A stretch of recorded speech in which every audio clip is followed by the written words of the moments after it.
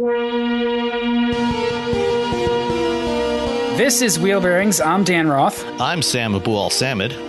And we're joined this week by candidate for United States Congress in Massachusetts, 8th District of Massachusetts. See, I told you I was going to screw it up. Brianna Wu. You've got it. You've got it. I mean, you live in Massachusetts. I do. So you should be getting this right. I believe I'm the 5th District.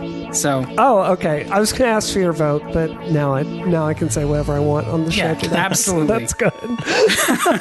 Jim McGovern's my guy. Just, you know. Oh, there we go. All right. So we're going to talk about the cars we're driving. Me and Sam have been in media loans, and Brianna, you spent your real money on real cars. Yes, I'm very tragic like that. Yes. Doesn't sound like a tragic outcome. We'll get to that. And then we've got a couple of topics to talk about. One of them is the Supra, and then Lucid Motors, and a couple other things that might strike our fancy. And from there, we'll have a podcast. But let's talk about the cars first. And so, Sam, you were in the Hyundai Veloster Turbo Ultimate. That's right. Yeah, they. So this is the second generation Veloster that went on sale this summer, and it's Hyundai's latest stab at a small sport coupe, and it's a really good one. It's a huge step forward from the last Veloster. It's interesting is they kind of kept a very similar form factor to the original Veloster, which is like this small shooting brake kind of body style, which, unlike some of their past attempts at coupes like the Tiburon and some of the other stuff they've done, where the back seat was really completely useless. This one, the back seat is actually kind of useful because the roofline goes back almost like a tiny little station wagon. And, it's not huge amount of legroom in the back, but, I'm 5'11", and I was able to sit behind myself. So that's how did you clone yourself so you could sit behind yourself? I'm sorry. It's been a long day, and I need to make stupid jokes. Anyway, so I love it. No, I was going to say, so like it's kind of a small coupe. Yeah. This is a smaller Hyundai. I think it's probably one of the smallest one I've ever seen them make, but it does have a back seat. It's really, it's not like a K-class car. No, not at all. It's certainly one of the smaller Hyundais. It shares its basic platform with the Kona, the new Kona compact crossover, and also the Elantra GT. So it shares a lot of bits with those two vehicles, including a multi-link rear suspension, which it has now. The previous Veloster was on a twist beam axle, so it handles a lot better, rides a lot better. And one of the besides the overall shape of the body, the other thing that's kind of unique about the Veloster is that it has 3 doors. It's got one door on the driver's side and then 2 doors on the passenger side. Usually when you have a small coupe like this, it's really hard for adults to get in the back seat. This one, you actually can get in the back seat. Unlike the first generation Mini Clubman, which had a rear hinged half door on the passenger side, this one actually has 2 regular forward hinged doors. So getting in the back seat, you do have to duck down because the way the window cut line comes down, it dips down pretty deep, so you really have to duck your head down. But once you get inside, my head was not touching the ceiling, and my knees were not touching the seat in front of me. So I'd say that's a win. But how tall are you? I'm 5'11". I need this for reference. Okay, I'm 6'4", so 6'2" rather. So sometimes it's a little tricky for you, it might be a little tricky. But you drive a 2-seater, so it's no big deal. I do. I'm used to all kinds of acrobatics. Like go ahead. So the original Veloster had the clamshell door, though, right? Like that Mini that you were talking about? No, it had a regular forward hinge door. So the interesting thing to me about the Veloster, sort of where it fits, not only in Hyundai's lineup, but in the market, because a colleague had been like hemming and hawing. He had an original Veloster, traded it for a GTI. And then when his lease was up on the GTI, he was like, should I go back to the Veloster?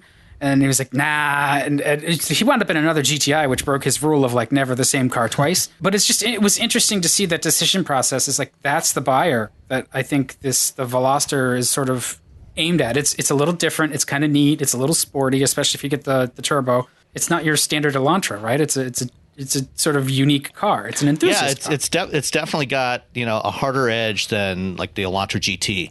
It's got the same powertrain in it. It's the 1.6 liter turbo with the 7-speed dual clutch gearbox. So it feels the same, but the exhaust tone is definitely a lot more aggressive. The suspension tuning is different. It's definitely got a firmer ride than the Elantra GT. Not harsh, mind you, but definitely firm. If you have particularly rough roads, you might want to consider something different. But it's not bad. It's not going to beat you up. The interior is really nice. It's along the lines of what we've come to expect from modern Hyundais. So it's really well executed. Everything looks good inside, looks high quality. There's some hard plastic surfaces, but at this price point, starting at I think about $21,000, and the one I had, the Turbo Ultimate, was only $29,000. Really? Wow. That's if you're looking for an affordable, fairly quick, decent handling little coupe, that can also be used to carry a couple friends in the back seat. We wouldn't want to take a long road trip that way, but to go across town or go out for dinner, it's fine. Depends on the friends, right? That's true. I mean, if you're putting Dan in the back seat, you can drive across the country. It's gonna be fun. I'm stubby. I could fit in the cargo area. Yeah. I'm like 4'10". I gotta say, I love the name of this car. It's like a failed Spider-Man villain. This car, it's so spunky. But I have to ask. This is something I always want to know when it comes to a car. How are the electronics in it? How is the integration? Like, does it have CarPlay? I feel like no aspect of a car gets dated more quickly than the stereo. Yeah, well, Hyundai was one of the first major OEMs to incorporate both Android Auto and CarPlay. So they've got both in there. True. They've got it across their entire product lineup, and also the Kia and Genesis models as well. Both have Android Auto and CarPlay support. And even the stock infotainment system, if you're not plugging in your smartphone, the stock infotainment system is not super sophisticated, but it's well executed. It's a fairly simple interface, easy to navigate around. It's got a touchscreen display, like other recent Hyundais and increasingly cars from most major automakers. The screen kind of sits up on top of the dash, tablet style, which is good because it gets it up closer to your line of sight. So when you are glancing over at it to check the maps or something else, you're not taking your eyes too far away from the road. So that's kind of the trend that everybody's moving towards. But it's still I hate that trend. I gotta say, I hate it. You don't like having the screen up top there? I'm not a big fan. It's like every time I get in a Tesla, it's like I want to be there in the driving experience, right? And I have a iPad Pro in my face as I'm trying to drive. I don't. Yeah, I know that's just me. It's not just you. This is not as massive, as a Tesla screen. I mean, it's an 8-inch screen, right. So it's a reasonable size screen, and you're not trying to do everything through that touch interface. It's got physical controls for the climate control, a rotary volume knob, all the stuff that it should have, and it's basically just the audio system, the nav, and some of the settings are in the touchscreen interface. So you don't really have to use the touchscreen very much. And as I said, it's got both Android Auto and CarPlay support built in there. So, it's a really good deal. It's a Hyundai, right? It definitely, it sort of ticks all the boxes. And I didn't catch, because the previous one you could get with a manual. Can you still get this one with a manual? You can get this one with a manual, even with the turbo. Yes. And I've driven the turbo and the manual, and it's also an excellent combination. It's a slick shifting 6-speed, and if you don't want to do the shifting, if you drive, and do a lot of commuting in heavy traffic, the DCT is a great option, and it's got paddle shifters which are quite responsive, and you tap through and select the gears pretty quickly with that thing. See? I mean, who would have thought the company that came to the U.S., came to North America with the Pony, and then the U.S. with the Excel, would build an enthusiast car? And that's exactly what that is. Yeah, I mean, it's a car that's quick enough to have a lot of fun with, but not so quick that, you're likely to get yourself into a lot of trouble. Done a nice job executing the design, and they even have a two-tone paint job that was done on purpose, unlike a typical Tesla. That's a sick burn. Ooh. That's a sick burn. All right. All right, what about you, Dan? No, Bree? you know what? Bree I next? actually, yeah, I want to talk about spending your own money because I mean, I really respect that. I haven't spent. Well, I mean, I spent the bank's money on a car a while ago. Yeah. But you have ponied up for like legit cars. Okay. So I'm going to tell you guys. We'll save I'll tell you the story of my Boxster another day. I'll save that. Okay. I'll save that. But I will tell you the story about walking into a Porsche dealership with $100,000 cash. Should we name names? Buying that car. I'm sorry. Yeah, it's just the one right here in Dedham. What's it? Westwood Porsche right here in Dedham. So after I talked to you guys, last time I did wheel bearings, I had just bought my 981. It was a used Porsche Cayman. It was the base model. I liked this car a lot. It had some problems. I really hated the electronics in it. I think all the Porsches from that generation, just the electronics in them have really dated very quickly. Like you can see every pixel on the screen, and CarPlay isn't integrated.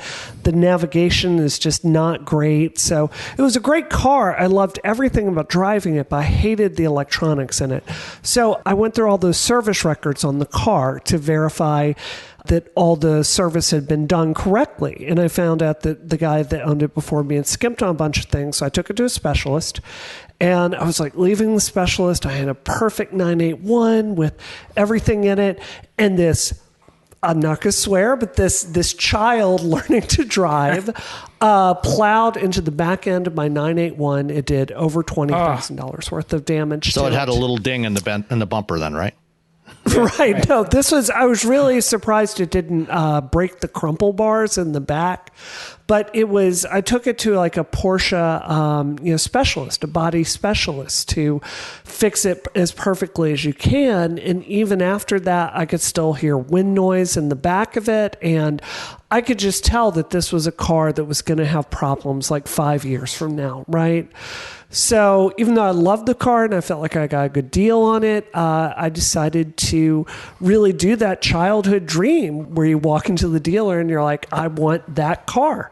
So I was fortunate with my husband. We had some money through some stuff come to us, and we had $100,000 in the bank. And I walked into Porsche and I ordered a Cayman GTS the same way that you order a pizza. Good for you. And I've got to tell you, it's a really awesome I don't know about you, but I've never bought a $100,000 pizza. Can you imagine what kind of a pizza that would be? It would be really good. My goodness. It would be really bad, like a lot of it. But no, it's a really weird experience. Like, so one of the things when you buy a new Porsche for like in that manner, they will not stop sending you the stupidest stuff to congratulate you for buying a car. Like they will mail you like a metallic printout of your name on a credit card to hold in your wallet with your vehicle identification number in it. They mail you special books saying, oh, you are a driver of extraordinary taste. And it's like, you're looking at it and you're like, do billionaires fall for this yes. crap? Oh, like, yes, absolutely. I think that like the whole point is like your best customer is an existing customer, like your best repeat customer. So they're just trying to groom you for the next purchase now. Yeah, and that makes sense. So as far as the car itself, this is like the maxed out ultimate Porsche Cayman, which is, if your listeners don't know, the Cayman is pretty much the Boxster with a hard top on it. This generation of Boxster / Cayman is very controversial because it's the 718. They got the flat six of the previous generation, and to kind of keep up with fuel standards, they turned a flat six into a turbo 4. Now, personally, I love this because as an engineer, it's like, oh, you're getting more power and better fuel efficiency with less engine. But a lot of people just really love that sound of a flat six. Yeah, Dan, you should come ride with me sometime in Boston. I think you're going to agree with me. The criticism of the sound of this car is BS. You know what? I can think of no better way to sort of test that than just, take the tunnel to the airport. Yeah. Or South Boston, We'll go right? out there. Yeah. Well, they fixed it a lot with the GTS model of it. Like I'm there with the criticism of the S model and the base model, but the GTS, they adjusted a bunch of stuff. And it's just this angry, like, they're constantly as you're driving it. I got every single performance option you can get. I got torque vectoring. It's a fantastic car. And I didn't understand this until I bought it, but the tragedy of buying a car with that much power is you just can't use it on a civilian street. Oh, yes. Yeah. Ever. This is why I drive a 28-year-old Miata. Right. That's it. And I find myself reaching for the keys of my much cheaper Porsche Boxster a lot more because you can push it as hard as you want. You can beat the hell out of it and you won't control. But and that's why we advocate like sort of the slow car fast versus fast car slow thing. But I don't know if you're aware, but in Palmer, which is not too far, it's out on the Mass Pike, there's Palmer Motorsports Park. It's new, and they have track days and stuff. And I think you can rent it out for a little private session for about $1,000 or something.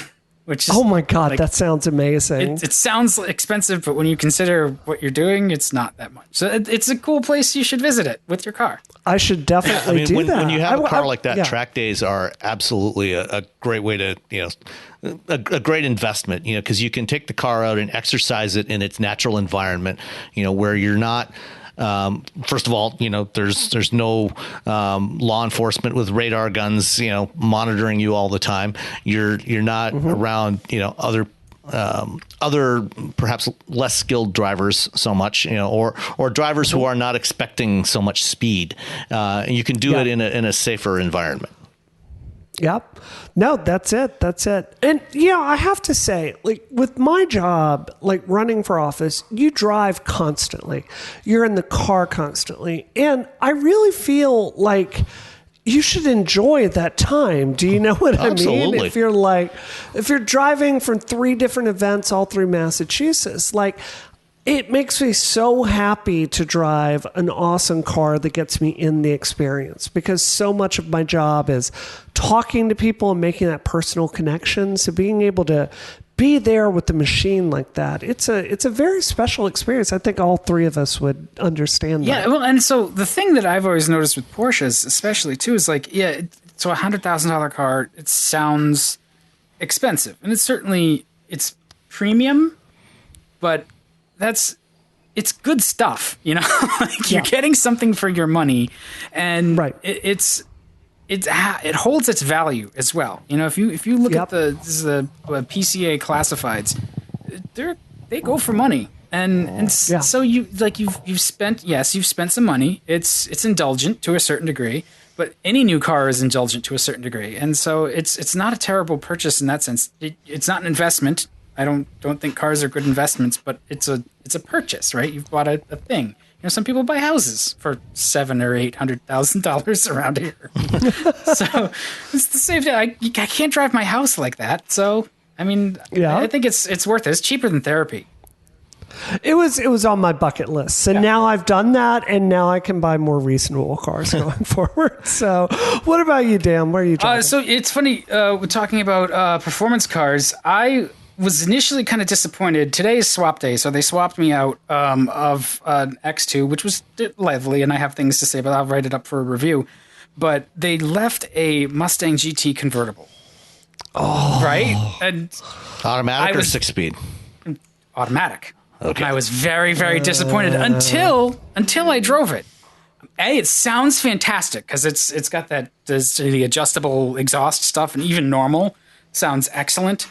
And so I went out and got some stuff for lunch and came back, and I parked it in the garage. And so I made sure I put it in track mode in the garage so the exhaust is as open as it could be.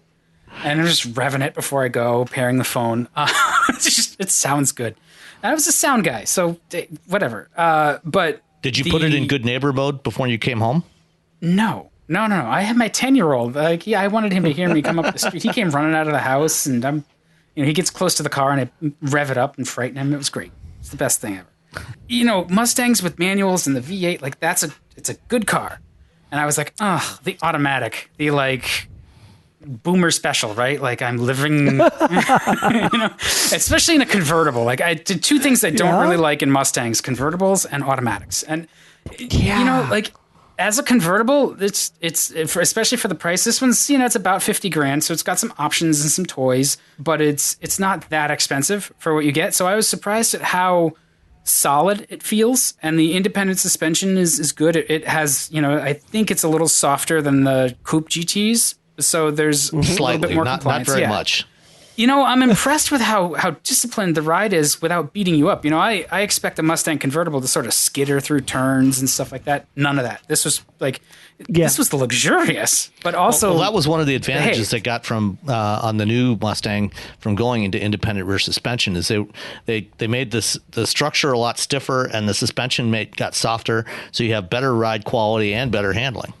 Yeah, and it really, really pays off. I'm impressed.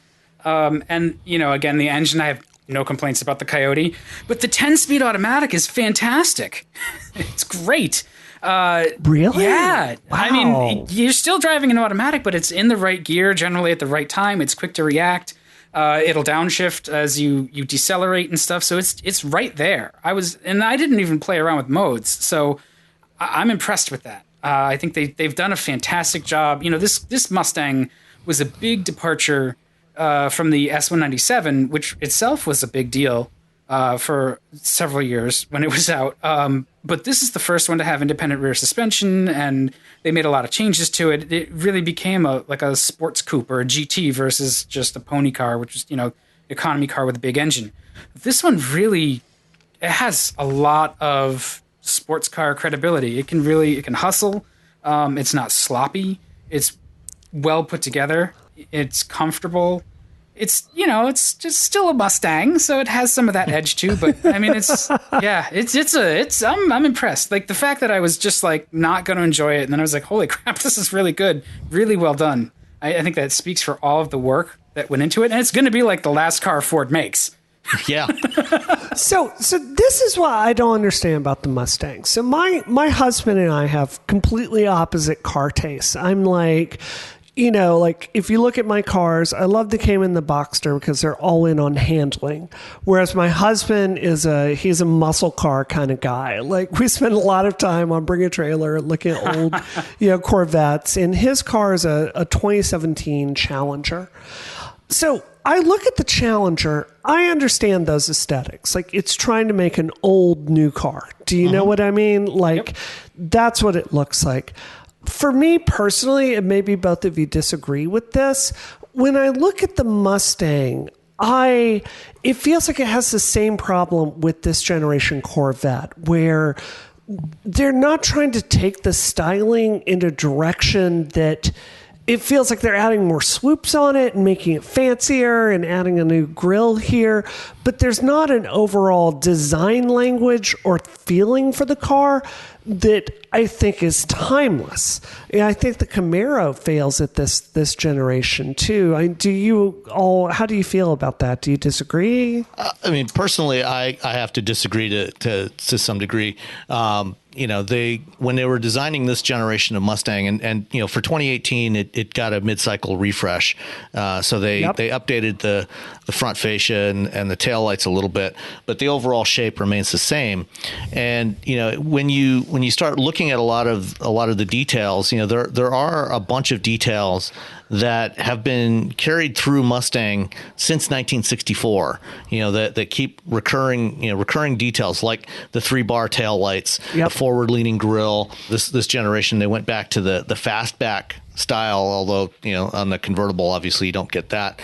But there's a bunch of these details. And, I think to my eyes, I think that they combine those details, in a more modern way than they have. The previous generation Mustang, the S197 that Dan mentioned, really had much more of a retro feel to it. Looked much more like the 1969-70 Mustang, whereas this one, has those touches in there. When you look, you'll see these details, that are callbacks to Mustangs, throughout the car's history, but it still has, I think it's a modern take on that same idea.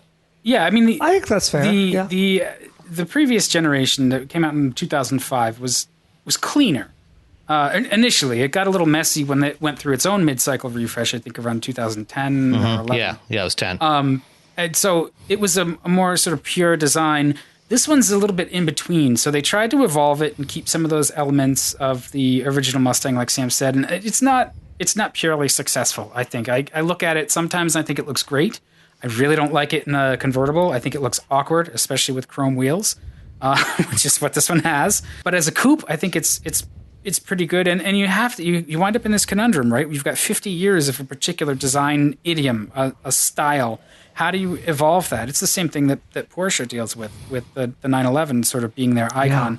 Yeah. And before that, the 356. It's nice to see them try to get away from it and yet not lose it entirely. And I don't know, it's not... I'm sitting in between you guys. I don't think it's 100% successful, but I don't hate it. Yeah. It's nowhere near. I wouldn't say it's 100% successful, but I think that they did a lot right with it, and I think they did more right with it than GM did with the Camaro. Well, the Camaro you just can't see out of. Well, that's the fundamental problem. Oh, it's terrible to sit in. No, there's I remember reading a review from my husband's Challenger, and it's like third place in sales, third place in our hearts. Well, actually, I understand that Challengers, its sales have actually been getting progressively better over the last several years, and it's actually second now in sales. Oh, really? Oh, is it? Of course, that's good. So the thing with over the Camaro, I mean, the Challenger's great, right? It's a little bigger, it's a little softer. You can still get it with a V8. You can get it with a manual with that, and you can get it with all-wheel drive. It's the Challenger GT. It's comfortable. It's more of a grand tourer. It's more of a it's less capable than both the Mustang and the Camaro, but it's no slouch. You can still hustle it. You can have a good time with it. And you can get it with a Hellcat. Right. You can get it with a Hellcat. Yeah. It has a bigger trunk. It has a bigger back seat. It has its merits. And I really like the Challenger styling. I think that that's a car they shouldn't try to change because they got it so right. They don't have anywhere to go with it. But that's okay. I gotta say, it drives horrible. And maybe it's because I'm driving my Boxster and then I jump into a Cayman, Challenger. It's something totally different. But you floor on the accelerator, it's like a 1 second delay between accelerating and it kicking in. And every time I turn, even if it's 10 miles an hour in a school zone, like a 90-degree turn, I'm asking myself, am I about to flip this car over 5 times? So, I don't know. Yeah. It sounds like it's just not your thing. Yeah, definitely. You need to get Frank to go for the Hellcat Red Eye next time around. Oh, you don't think the Demon? The Demon's out of production now. I mean, you can buy used ones, but you can't buy them new anymore. They only made 3,000 Demons. We missed our shot. The Red Eye, is almost as quick. It's only a mere 790 horsepower, but it'll do. Yeah, that's just not enough. My 10-year-old is all excited about the Demon, and I keep trying to explain to him, no, the Demon's only for one thing. It's a drag racer. It doesn't turn. Yes. You don't want that one. You want the Hellcat. And I was explaining to him tonight about supercharger wine and how that's the best thing ever. Oh my gosh. Yeah, it's excellent. All right, let's move to topics. What should we talk about first? We wanted to talk about the Supra, and we also wanted to talk about Lucid and Electrify America. I want to talk about the Supra. I'm psyched about this story, Dan. Okay. This is a great story. Take it away. I mean, tell us about it. So the headline, I swear, I want to work my entire career and become as good at writing headlines as Patrick George is of Virgil Plotnick. He's had to practice a while. He is touched by God. Yeah. So the headline about this is, like your parents, BMW and Toyota haven't spoken in years. And they're talking about the development of the Supra and the BMW Z4. So basically I think it was 4 years ago, these two companies, they came to a production agreement that both of these cars would be based on the same platform. And they came to an agreement, this is how big the wheelbase is going to be. These are going to be the parts that we're going to share. But then, according to the press that they're putting out there, they kind of went their separate ways for development, which personally, I'm not sure how much I believe that, but if it's true, I think that's really awesome. So we'll have two cars that are completely separate from each other. I have never understood the hype about the Supra. Like, I get it in Fast and Furious. Like, I love that car. But the Z4, like, I don't know. I want that car to succeed so much. I love BMWs. My dream car is a Z8, and I don't know. I'm really psyched for this one. How do both of you feel about it? I mean, well, go ahead, Dan. I was just gonna say, like, the Supra in the '90s was one of those cars. I don't like the whole scene now where they're all modified and whatever. But the Supra in the '90s, when it was like selling alongside the FD RX-7s, I mean that car was a thing. It was a beast.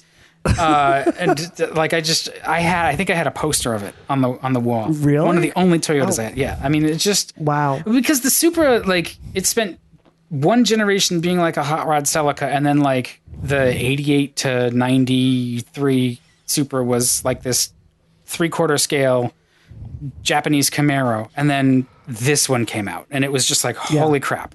And so, like, I get the Supra enthusiasm, and I get the Z4 enthusiasm too. Like last week, we were talking about the Z4 on the show as well. And I think my take on it is, like, good that they're not talking. Like, they've got the basic structure. Yeah. Like, they'll have different flavors. It's not going to be like the BRZ 86. I don't even remember what the Cyan version was, but FRS. Like all flavors. Yeah, FRS. Like, those cars are all basically the same thing. The differences are very subtle. So yay. Basically the badges.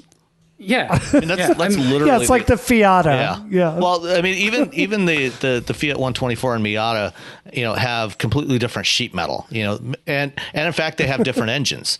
The Fiat, uses the Fiat 1.4 liter turbo, and the Miata uses the Mazda 2 liter. So they don't even have the same engine in them. So the chassis is the same, the cockpit is the same, but all the sheet metal is different between the two. Yeah. So, like, what's your take, Sam? Like, do you believe that they haven't talked to each other, or and also, like, do you think it's going to work out well? I mean, I think that is probably somewhat of an exaggeration. I think, probably the development team, that was doing the chassis tuning and everything else, I think, those guys probably didn't talk to each other much. Once they set out, laid out the hard points, laid out the suspension and everything else, and got the basic architecture settled on, then there actually isn't really much need for them to talk to each other. The team doing the Supra's chassis development, they go off and do their thing. They're working with the same basic component set. They have the same basic dimensions, but they get different spring rates. There's all kinds of details that are going to be different from each other, and they to some degree, the parts would probably, the main mechanical parts would probably have some interchangeability, but they're not the same parts. In this case, as with the Fiat and the Miata, they have completely different sheet metal. They do have the same powertrain, which is a good thing. They both have the same inline 6-cylinder engine, and anytime you have an inline 6-cylinder engine, that's a good thing. So I don't. I think the development engineers probably didn't talk to each other, but along the way, I think that there were still conversations among various teams, as they went through doing the structural crash testing, things like that, the simulation of that, because I think that if there were any issues along the way, they would have been in contact with each other, because anything they did, would probably affect both cars. So I don't think it was a complete separation for 4 years, but I think it was, kind of partial. So can you help me understand something, Sam? Because this is what I don't understand about this process. So if, like, Porsche in the 90s with the Boxster and the 996, 911, that's when they pioneered part sharing across their line. And this is why so many Porsche cockpits look the same. I understand that for a car company and within a line, right? Like, you don't have to develop all these things. You can recycle whenever you can. It's good for the consumers too. I get that. What I don't understand is like if Lotus is going to Toyota and saying, we want to put your engine in our Lotus so we don't have to repeat crash testing and don't have to do that. I understand those cost savings.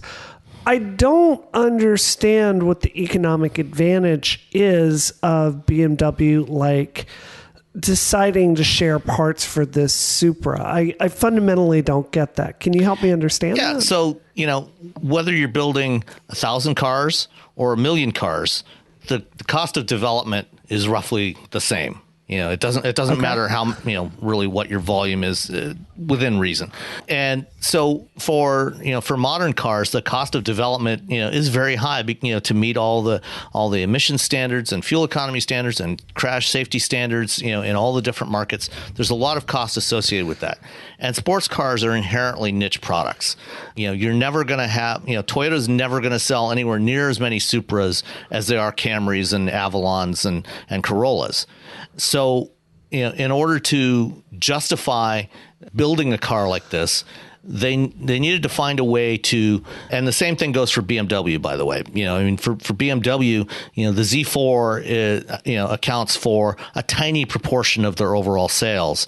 Their big volume sellers are the 3 Series and their SUVs. Even the 5 and 7 Series are comparatively small in volume compared to those other vehicles, especially the X3 and the X5. So for them to do a new Roadster, it made sense, if they can combine with Toyota, and spread the development costs over twice as many cars, then, the overhead is, they save, there's a lot of money to be saved. And when you're talking about the parts that are shared are, in this case, primarily parts that are under the skin that most customers are never going to see. They're never, most customers are never going to realize that you have common suspension components, a common structure underneath here, a common engine, common powertrains, common electrical architecture. The electrical architecture, for example, is something that costs a lot of money to develop on a modern car. The airbag systems, all these pieces that you never see and touch are the ones that are shared among these vehicles. And so there's huge cost savings, to be had from, if you can even double the volumes, and you can get closer to, having a profitable program that way.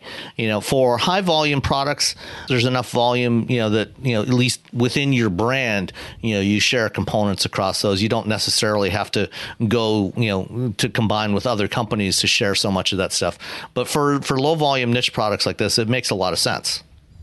Yeah, well, I can see that. I also wonder if either of these cars would exist if it weren't for the partnership. Maybe a Z4 would, but I don't think the Supra I don't think even the Z4 would. I don't, because they actually discontinued the previous generation Z4 2 years ago. And it's its sales had been in decline for some time. But that's because they haven't updated it. Since if you look across the industry, at cars like that, with very few exceptions, sales volumes are nowhere near where they were at their peak, in the 1960s and 70s, and even in the 1990s. Sports car sales are they just don't sell like they used to. People today are more interested, for example, with Alfa Romeo in buying a Stelvio Quadrifoglio than buying a Giulia Quadrifoglio. Well, even though they're mechanically almost identical. If our true wages had actually risen since 1972, it might be a different story. Well, you need the family car, so you get the Stelvio. Yeah. But no, I think they both have a lot to learn from each other too. Toyota has its efficient and high quality manufacturing system, which I'm sure BMW is already well aware of the Toyota production system. Because they also make high quality everybody cars, in the world except Tesla is aware of the Toyota production system. It seems that way, yeah. I'm going to send him my dog-eared copy of The Machine That Changed the World. But also, Toyota for years just caught no end of flack about how their cars are appliances. They don't drive with passion. And, they really have been trying to change that to the point where the last Camry I drove, A, it looks pretty good, and B, it drives pretty well. So, wow. Yeah, it's... You got to give Akio Toyota a lot of credit. If it wasn't for him, this car almost certainly wouldn't exist. Akio Toyota is a real car enthusiast. Yeah. And, even though the vast majority of Toyota's sales volume are still relatively unexciting cars. They are a lot better than they were 5 years ago, 10 years ago. Yeah, well, and like I think too, like you have to look at it as more than just a car that's going to make money, right? Like at a certain point, some of these programs, you do them because they serve to lift the rest of the brand. Yep. And you go, you know what? I don't need to make a profit on that. I don't want to go completely in the red, but like, where am I comfortable losing some money on that program so that it lifts the other program? Like, will it generate enough interest? Will I sell more 86s because of the Supra? Maybe. Like, that's not a bad thing. So, there's a lot of things to consider, I think. When it's my turn to run a car company, I will have those decisions to make. I don't know. Like you mentioned the 86. I don't think that's a great product. I don't understand that product at all. No, I just don't get it. What don't you like about it? I guess it's like I want Toyota. I want every car company to have like an entry level sports car. Like when I was a teenager, my first new car was a Honda Prelude, a 1994 Honda Prelude. And I loved that car so much. It was like an aspirational car that you could buy for like $30,000 back then. And it's like, if you look at Honda today, you're like, what is the sports car that I can buy for Honda? It goes all the way up to the NSX, right? So if you're going and looking at the 86, it's just, I don't see the quality there where you're getting like $30,000 worth of car. It's like, I would rather go buy a better car that's used and has depreciated some. It just doesn't feel as aspirational in the same way. No, it's true. It's not, I would certainly not call the 86 or the Subaru BRZ aspirational. But on the other hand, it depends on your aspirations. Well, that's true. But, I think they actually are a lot of fun to drive. Yeah. And even though, 200 horsepower is not a huge amount. It's, it's from 2 liters. It's more than enough to have a lot of fun with on public roads. I mean, if you're not like looking for a car to take to track days, if you want something to have fun driving down a country road, on a Sunday morning, that's a great way to do it. You can have a lot of fun with that car at relatively modest speeds. Yeah. I mean, and that's true. I find them to be not as comfortable as I would like, and the way they deliver that power is a little disappointing. Once you start wringing its neck and rev, because it'll rev all the way out to 8,000 RPM, and you have to do that, and then you can have a little fun. Well, the beauty of it, is it's that Subaru Boxer, and so there's a lot of stuff, a lot of parts out there that you can install in that car. You can transform that engine, in a lot of different ways if you're so inclined. That car reminds me of the early Porsche 924s, where it's sleek. I think it's very good looking. Not as powerful as everybody wishes it were. It handles pretty well. It's one small block away from greatness. It just needs a V8. That's all it needs. It's also worth saying, like, this is, adult Brianna looking at this car. I bet if I were a teenager today, I would be looking at this car very differently. Do you know what I mean? So maybe that's it. And, maybe it's just not your speed, too. Like, there's that. Like, I prefer the Miata if I'm spending that kind of money. Not everybody needs to drive the same car. I mean, the variety is the spice of life. Yeah. All right. There it is. Okay. And with that cliche. Let's talk about Lucid, because I want to just point out how really, really pretty their cars are, because they're they're really neat looking. They keep making moves with funding, and this latest move with Electrify America to build a charging infrastructure. They're quickly moving to displace another electric car manufacturer upstart in our collective psyche. They're going to build out like 2,000 ultra fast chargers in the next couple of years. Not even by the end of June of 2019. So, I mean, not Sam, you fast, plucked this story. Yeah. Okay, all right. Before I continue to screw it up, like let's talk about it. All right. So first of all, we first talked about Lucid almost 2 years ago. I had a briefing at the LA Auto Show in 2016 from Peter Rawlinson, who's the CTO and formerly of Tesla. He led the development of the Model S, and Derek Jenkins, who's the head of design at Lucid. And they gave me a look at the car before it had been publicly revealed. And we had an interview earlier this year with Peter as well that we had on the show, and we'll include a link in the show notes.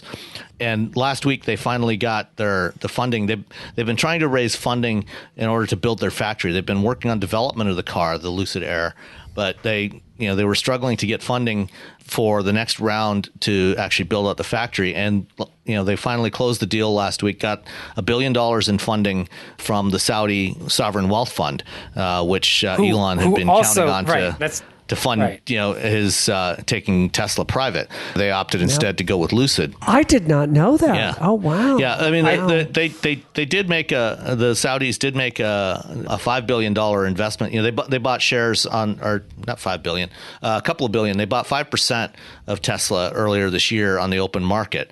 And, Elon had, when he was trying to take Tesla private last month, he had hoped that they would be one of the investors that would come in and fund that deal.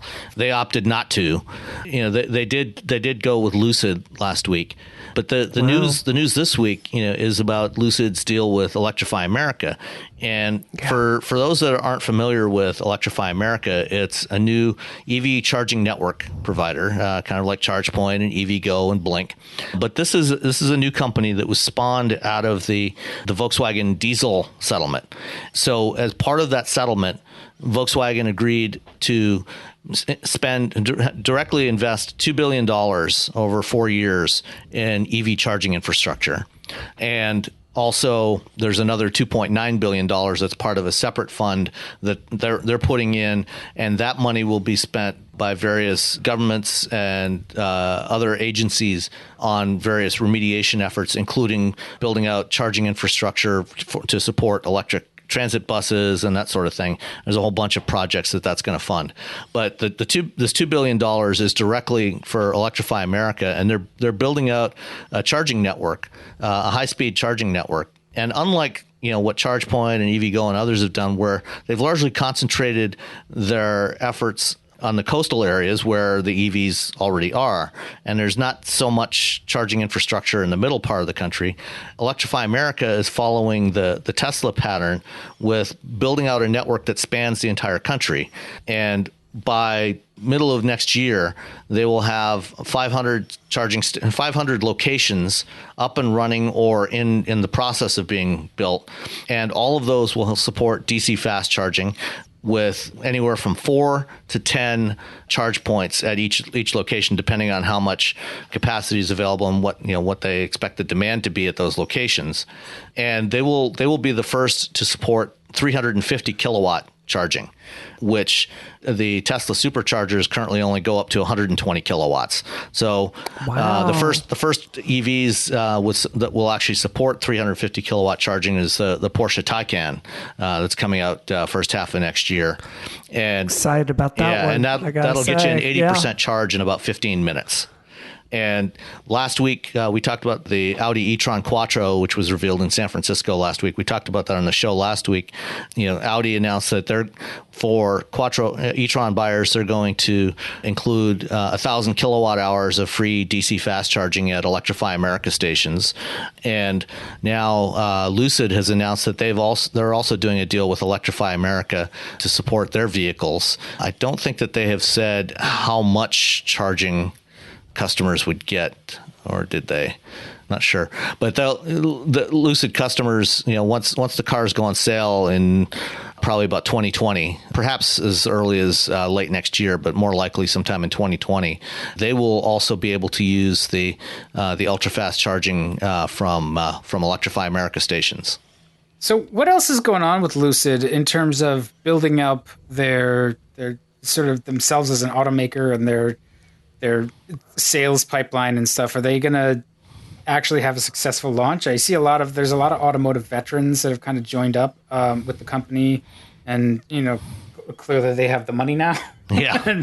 And, so are they going to, where are they, I guess, in those plans, and how could you get one if you actually wanted one in 2019 when it's ready to go?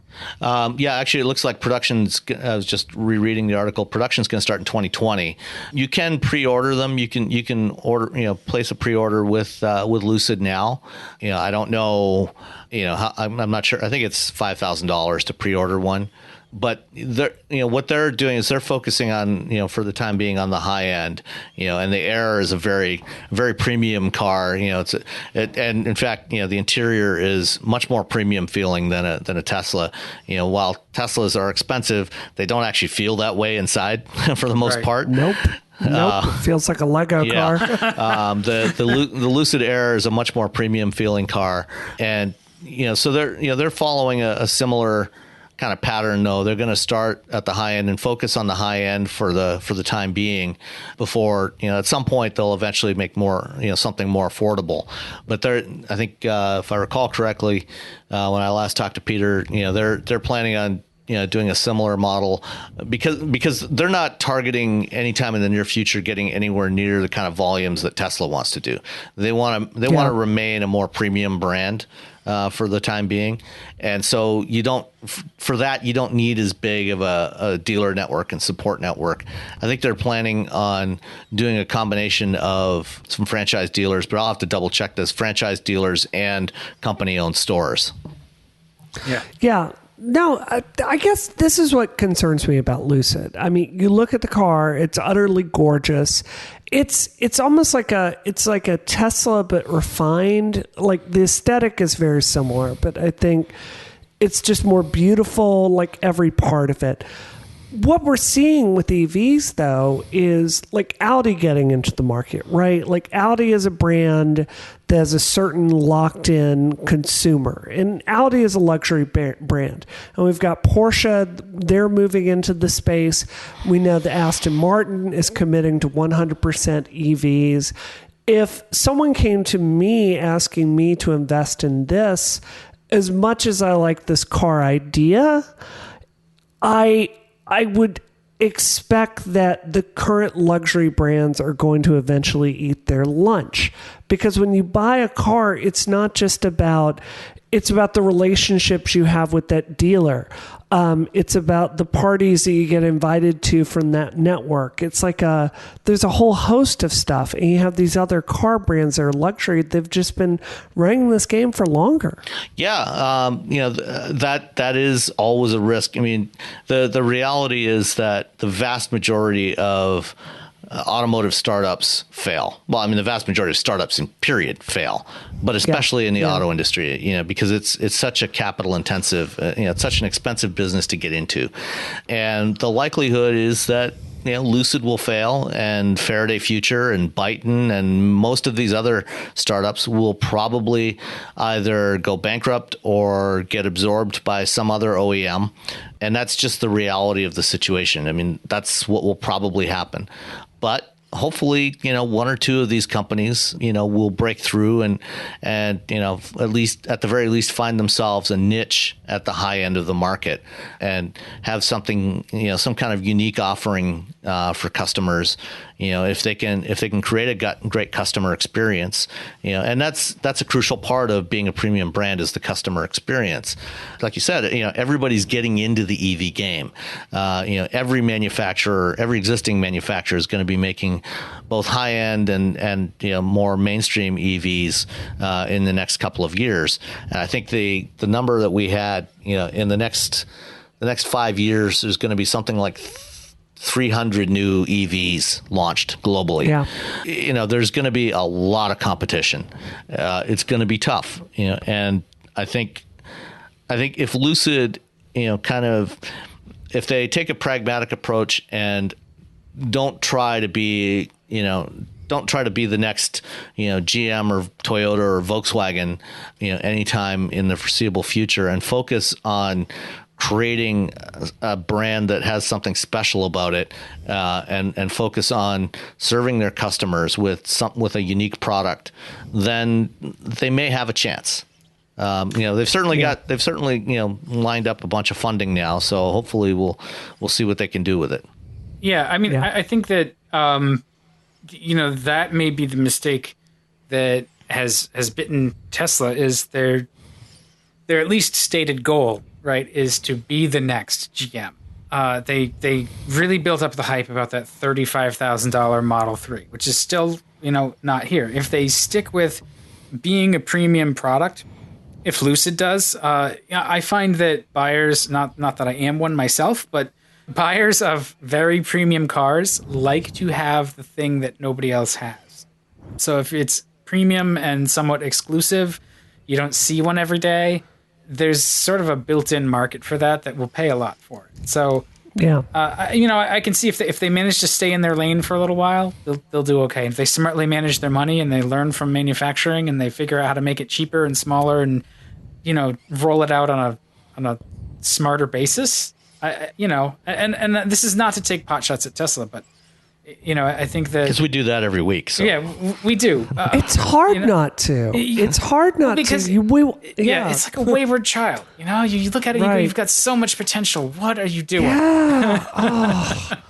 I feel bad. It's like, I have occasionally criticized Tesla on my Twitter, but it's like, we want him to succeed. Yeah. We want EVs to succeed. Like, what Tesla has done is really woken up the automotive industry.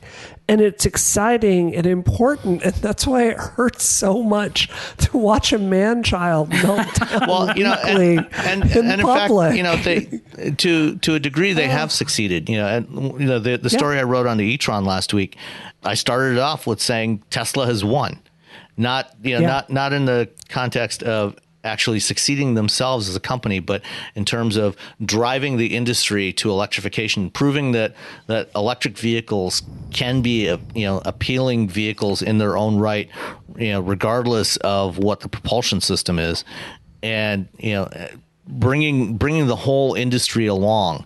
And in that respect, they have achieved what their original goal was, which was to transform the industry. Whether they remain a part of that industry over the long term is anybody's guess.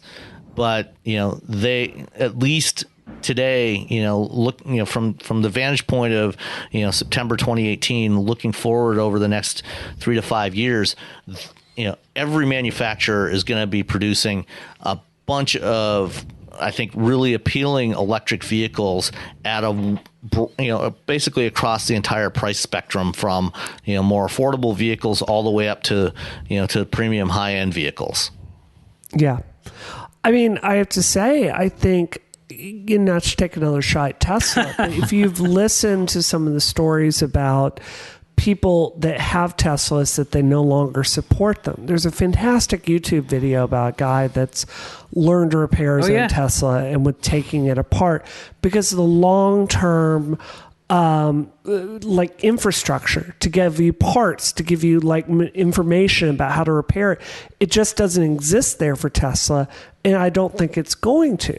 Like with my Boxster, for instance, you can still buy every one of those parts new if you wanted to. You can buy it used. You can buy it from a junkyard. There's an entire army of people that have done anything you can think of with one of these cars, and that infrastructure exists to help you fix it or get someone to fix it.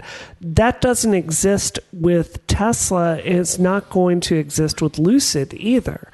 So I think that's going to be a really big leg up that traditional car companies are going to have. No, I totally agree. Yeah, I mean, luckily, I think that guy's actually in Massachusetts. One of the things that he talked about was that we're a right to repair state. So we actually get a little bit more information, and it's not much, than and part support than anybody else, I think, in the country when it comes to Tesla. But they've automakers on the whole have locked up as much as they can. Some of it's the intellectual property with the software that runs the things, the liability issues. Again, when you start fiddling with the software, they can behave unpredictably, and they don't want the liability on that. So they lock things down as much as they can. You need to have the expensive interfaces and tools and stuff. I don't see that changing no matter what. Right to repair only comes into effect, if you actually own that product. If you don't own it, that's a whole different story. And that's why I think most automated vehicles, when we get to those, are never going to be sold to consumers. But we'll talk about that next time. Right. You just described trains. Yes. Anyway, so we didn't get to talking about Nissan adding Android Automotive like Volvo, or the BMW profit warning, or automated driving regulations that were on our list, but we can leave those till the next time. Because we're bumping up against an hour, and I think it's a good tight podcast. And I think at this point we should say thank you to Brianna for joining us again. I'm super envious that you were able to just buy a Porsche for cash. It's a good feeling. It's a good feeling to talk about cars. By the way, like everyone's been asking me all week to ask about the mess in Washington. That's depressing. So it's good to be able to come on and talk about something I love. We're glad to have you.